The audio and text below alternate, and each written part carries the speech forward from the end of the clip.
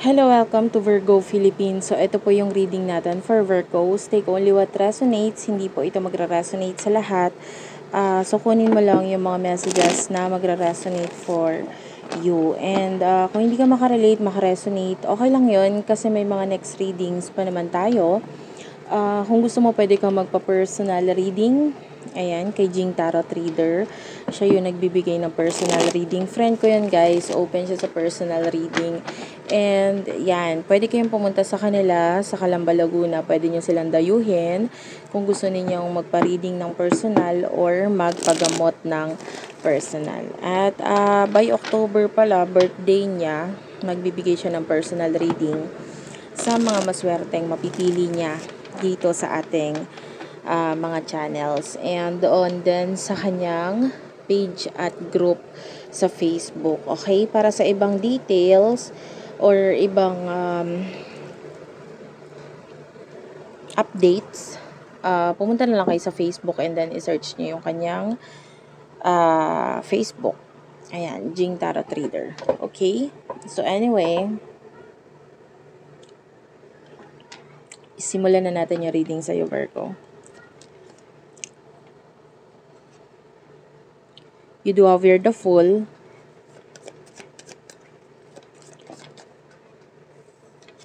King of Swords,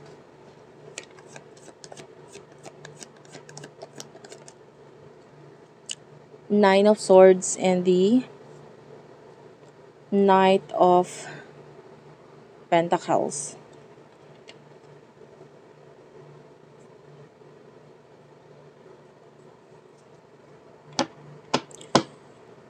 Hindi to para sa lahat So, nakakita ako sa'yo dito ng mga something na bago for you. Mga new beginnings na pwedeng inisip mo or pwedeng sinimulan mo. And then, with regards to this, nakita natin na nag-take ka ng risk dito dahil you feel like magiging maganda yung kalalabasan nito. Kaya lang, with the King of Swords, nakikita natin yung stress mo dito I feel like nagkaroon ng mga problema, mga disappointments dito, na-disappoint ka dahil maaaring with the Nine of Swords hindi masyadong nag-work out sa'yo kung ano man itong mga simula na ito, paninimula na ito. I feel like with the Knight of Pentacles, Taurus, Virgo, Capricorn energy, high chance may kinalaman to sa career na pwedeng binigay mo naman yung makakaya mo or yung abot ng makakaya mo para simulan or aksyonan kung ano man ito. Kaya lang hindi masyadong naging maganda kung ano man ang kinalabasan nito. And also, yung iba sa inyo pagdating sa love, hindi rin masyadong maganda yung mga nangyari dahil pwedeng yung iba may separation or kung hindi man ay pwedeng may pagkakalayo sa inyo nitong person na kakonect mo. For some of you dealing with your soulmate, nakikita natin medyo may disconnection din na nagaganap. So, medyo tahimik yung nagiging connection mo with your person. Okay? Alamin natin ayun yung mga main energies. Anyway,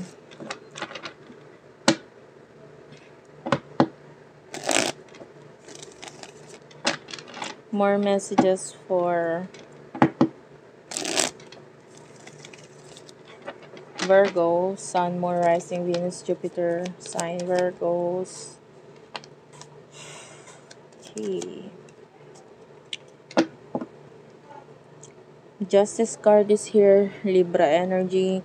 You could have this Libra in your chart. Yan, Sun, Moon, Rising, Venus, Jupiter, Libra.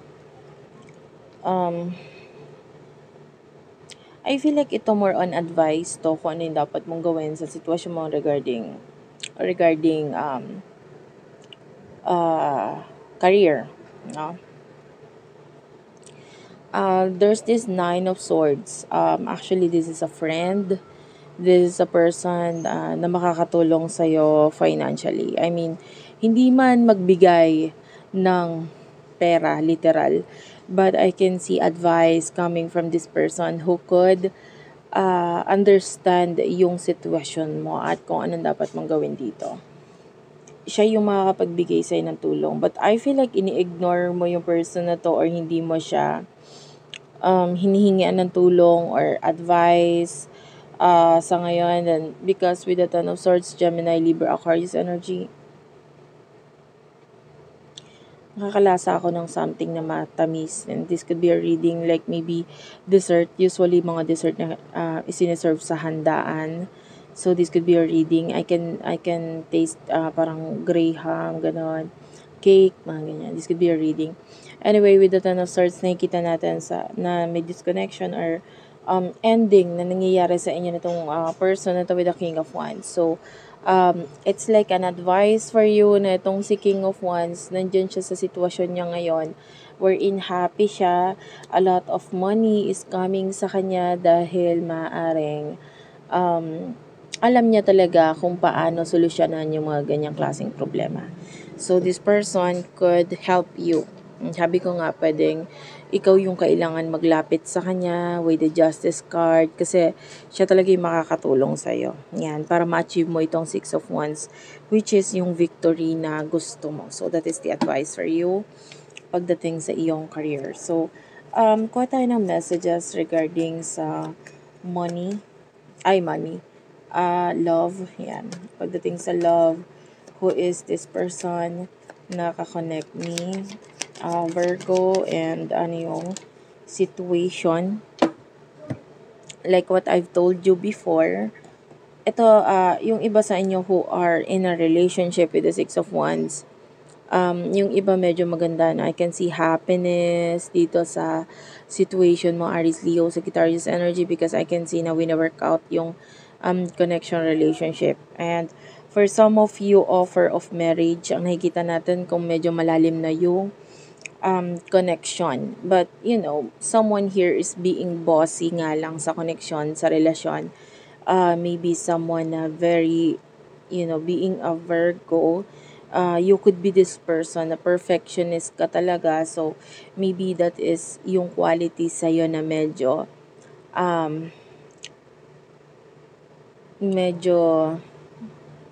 negative, but minsan positive din siya in a way na mas i-improve or may improvements because tinitignan mo lagi yung mali eh. So, sinasabi mo sa person na nakakonect mo na parang kailangan ayusin mo to, ganyan. So, ang tendency may improvement.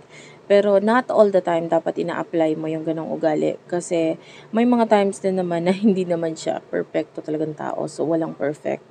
So, kung sasabihin mo sa kanya ganito, ganyan, and then hindi niya aayusin, and then wag mo siyang pilitin. Then, dahil maybe this is not yet the time para ma-realize niya yung mga mali na yon, and then maybe soon pa, no? Or give him or her time para maayos ang kanyang sarili dito. But I can see an offer of marriage coming from this person. And then yung iba sa inyo, no, if you're dealing with someone, like maybe nakakaramdam ako ng soulmate connection, I can see paglalaban, but someone here is waiting with the hanged man. Okay, may naghihintay. And I feel like this person is like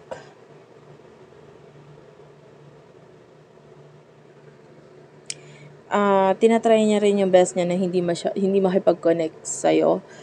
I don't know, like maybe in a waiting stage. Seven of Wands is here. Aries, Leo, Sagittarius energy. Let me clarify this. What's with the Seven of Wands? If you're single, I feel like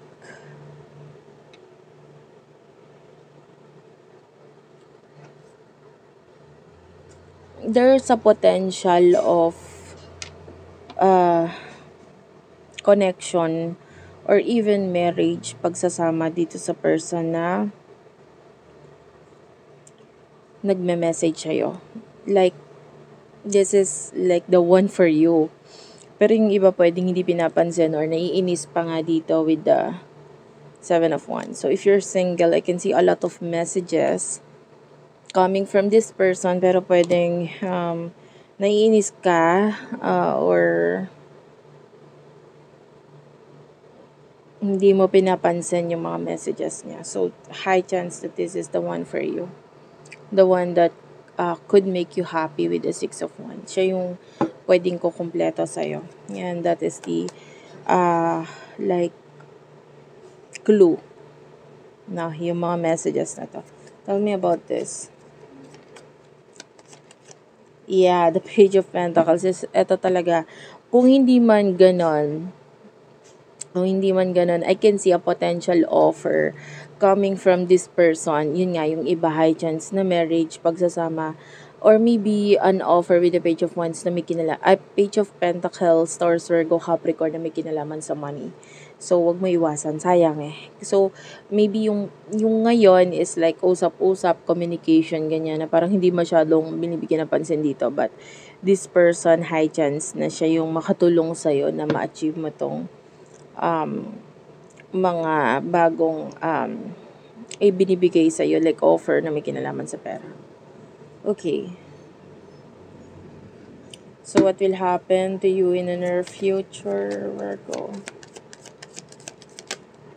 I can see here with the Three of Pentacles, the Devil, Capricorn energy.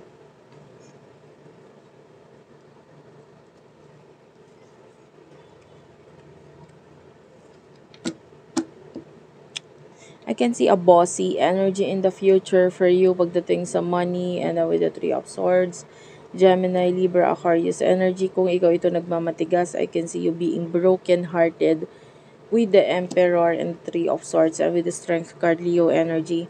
Kasi masyado mong nilalabanan kung ano man yung mga dapat dito, which is with the Hierophant. This could be a connection na very spiritual. I feel like this is very mature connection. Pwedeng matagal na connection na to. And I can see a lot of potential dito. So, ikaw lang din ang mananakit sa sarili mo kasi ikaw yung pilit na lumalayo dito. And yeah, I can see growth with regards to money. Kaya lang medyo may bossy energy doon. Pero, it's like, dapat lang talaga na kumbaga sundin mo yung taong yon kasi pwedeng siya naman talaga yung nakakaalam ng dapat mong gawin dito. Especially with the Ace of Pentacles. Dahil, I can see new beginnings sa'yo na pwedeng may kinalaman din sa money. But, ang problem, kailangan mo talaga makisama dito sa taong to. So, anyway, that's it for now. Thank you for watching. I love you all and bye-bye.